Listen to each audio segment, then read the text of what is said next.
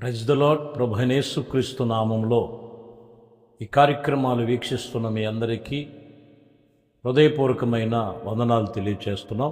దేవుని కృపను బట్టి పరిశుద్ధ లేఖనములో నుంచి లూకాసు వార్త 21వ అధ్యాయము 8వ వచనం. ఆయన మీరు మోసపోకుండా చూసుకొనుడి, అనేకులు నా పేరట వచ్చుచున్నారు, ఆయననే అని కాలము సమీపించున్నప్పుడు మీరు వారిని వెంబడింపకుడి. ఈ వాక్యములో మీరు మోసపోకుడి, మీరు ఏ విషయములో కూడా మోసపోకుడని ప్రభు చెప్తున్నారు. అనేకులు రకరకాలైనటువంటి పరిస్థితులు ఈరోజు మొదలైనవి. దేవుని వాక్యం చెప్తున్న మాట, మీరు అన్ని విషయములు జాగ్రత్త కలిగి మీరు ఉండాలి.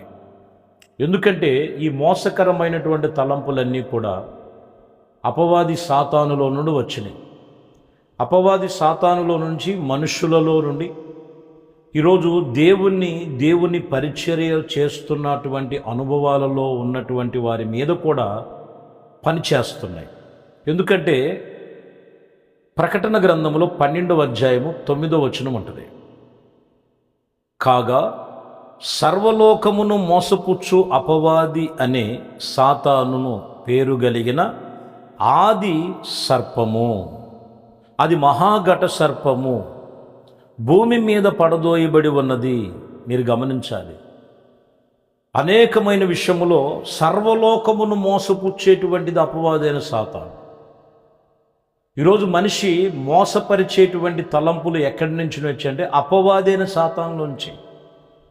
తన వారిని మోసం చేయటం, తనతో ఉన్నవారిని మోసం చేయటం, తనకు తానే మోసపుచ్చుకుంటాం.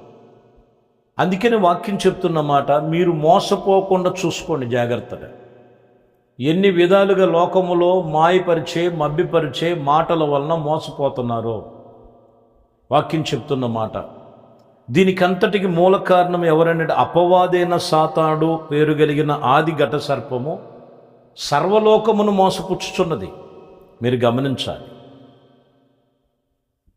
మీరు అపోస్తుల కార్యములు చదివితే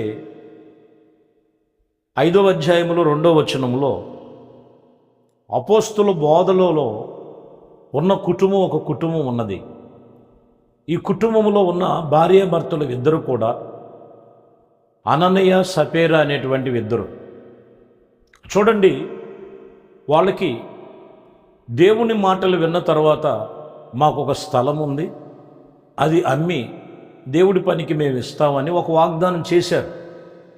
చేసిన తర్వాత అది వెలలో చక్కగా మంచి ధనమే వచ్చింది. ఆ వెలలో ఇవ్వాల్సినటువంటిది దేవుని ఇవ్వకుండా మోసపు ఆలోచన చూడండి.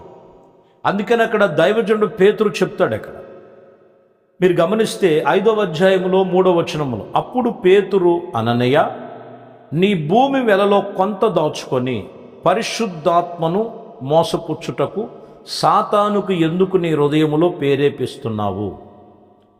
ఈరోజు చాలామంది జీవితంలో, సంఘాలలో దేవునితో నిబంధన చేస్తారు.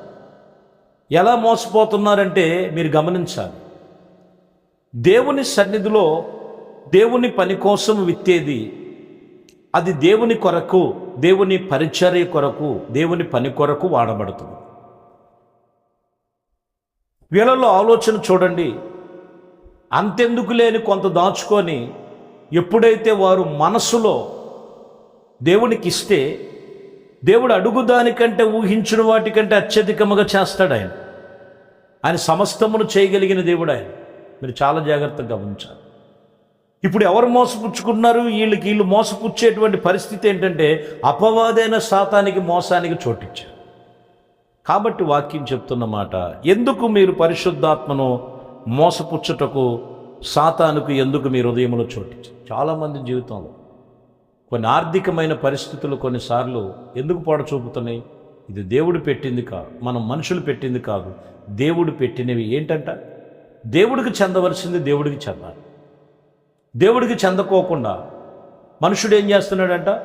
తన కుయుక్తి చేత, అపవాది యొక్క ఆలోచనల చేత దేవునికి ఇవ్వటం, తిరిగి మరలా రెండింతలుగా పొందుకునేటువంటి దీవెనలు ఆయన దగ్గరే ఉన్నాయి. ఇచ్చే విషయంలో ఏం చేస్తున్నారంటే తను తాను మోసపుచ్చుకుంటున్నారన్న సత్యం మనం తెలుసుకోవాలి. యాకోబు పత్రికలో మొదటి అధ్యాయం 22వ వచనం చదువుతున్నాం. మీరు వినుమాత్రమై ఉండి మిమ్మల్ని మీరు మోసపుచ్చుకొనకుండా ఇదిగో వాక్య ప్రకారముగా ప్రవర్తించండి. రెండో మాట, మీరు వినేవారుగానే ఉన్నారు. చాలామంది కూడా వాక్య ప్రకారంగా నడిచేవాళ్ళు లేరు. నడవలేని వాళ్ళందరూ కూడా వాక్యం ఏం చెప్తుందంటే వారిలో దేవుని వాక్యము లేదు. వినివారై ఉన్నారు కానీ వాటి ప్రకారముగా, వాక్య ప్రకారముగా నడుచుకునేవారుగా లేరు. అందుకని కొన్నిసార్లు ఏమైపోతుందంటే వాళ్ళకు వాళ్ళే మోసపుచ్చుకుంటున్నారు. 23లో మీరు చదివితే, ఎవడైనను వాక్యమును వినివాడై ఉండి దాని ప్రకారంగా ప్రవర్తించిన వాడైతే వాడు అబద్ధములో తను సమాజము ముఖము సహముఖమును చూసి అద్దములో చూసినటువంటి సహముఖము కలిగిన ఆ మనుషులు పోలికగా ఉన్నాడు.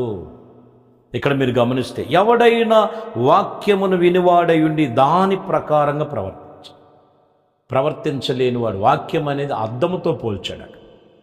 కాబట్టి ప్రియమైన దేవుని బిడ్డలారా, మనం గమనించాలి, దేవునికి ఇచ్చే విషయంలో కొందరు తను తాను మోసపుచ్చుకుంటున్నారు.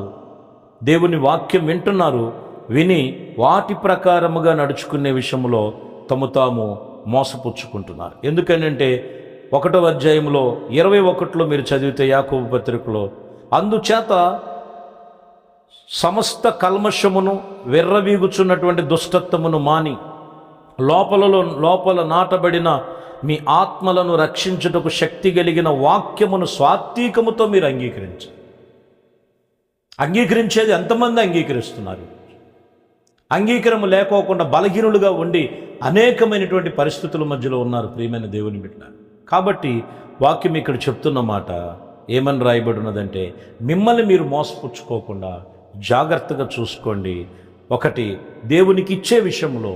2, దేవుని వాక్యము విని వాక్య ప్రకారంగా ప్రవర్తించే విషయంలో జాగ్రత్తగా మనం ఉండాలి. లేకపోతే ఖచ్చితంగా అపవాది తంత్రాల్లో పడిపోయిన వారే.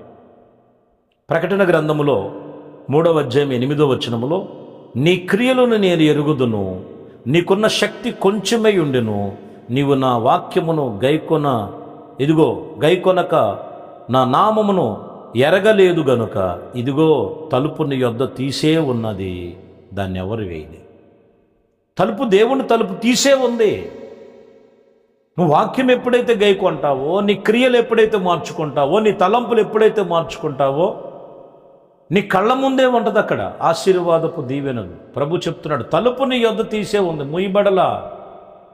చాలామంది భ్రమలో ఉన్నారు, నా ఆశీర్వాదాలు ఇంకా ఎప్పుడో అని చూస్తున్నారు. ఇప్పుడే, ఇదే అనుకూల సమయం, నీ క్రియలు మార్చుకున్న సమయమే, నువ్వు దేవుని వాక్యాన్ని గైకొన్న మరుక్షణమే, నీలో ఉన్న లోపాన్ని సరిచేసుకున్న మరుక్షణమే దేవుడి కార్యాలు నువ్వు కనులార చూస్తావు. నిన్ను నువ్వు ఏ విషయంలో మోసపుచ్చుకోకుండా జాగ్రత్తగా చూసుకోమని వాక్యం చెప్తున్నమాట.